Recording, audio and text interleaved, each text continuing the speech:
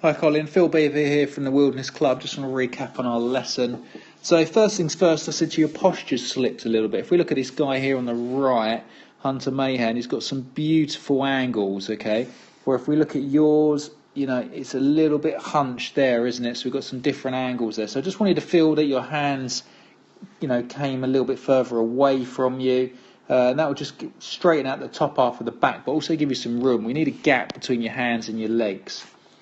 So if we run through some other bits as well, for me the club head isn't really hinging again at this point here. I want to see the club sort of hinging. If we look there on the right at Hunter Mayhan's, you'll see as his club's going back already, his hands are in the same position as you on the screen, but the club is hinging through his right shoulder. So he's got a little bit more set in the wrist. So even when you sketch to your same position as you set a little bit later, but it's just quite short, Colin. So I'd like to see you set the wrists a little bit more, and you'd get a slightly fuller looking swing.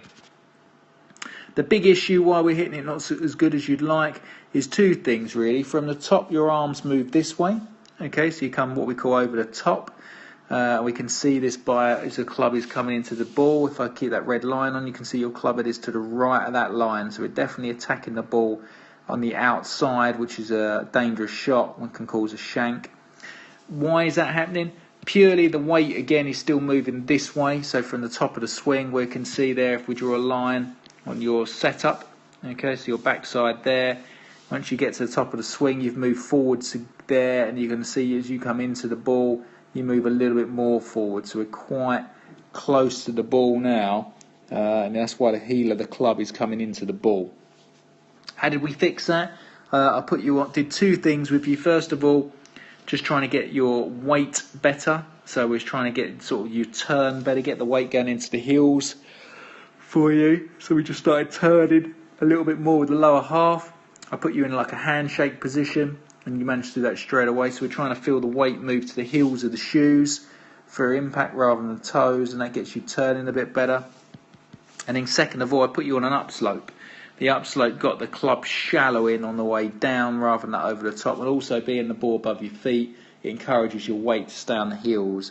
And that was a tremendous difference. Look, the upslope, you really started to hit that well and get some good strikes. And we can see a big difference with that. If we look at Hunter on the way down, you'll see that he shallows the club beautifully. That club cuts through that arm, but you can see, you know, if we draw a line on his bottom there as he swings back, you can see he's gone more into his bottom there, so he's really deep, and then turning through, you can see they stay, you know, they move more behind the ball, so they're very strong. They're creating a lot of room, as opposed to you know, we saw you was moving forwards quite a bit. So hit balls and an upslope, Colin. That's going to fix both problems for us and make our life a lot easier.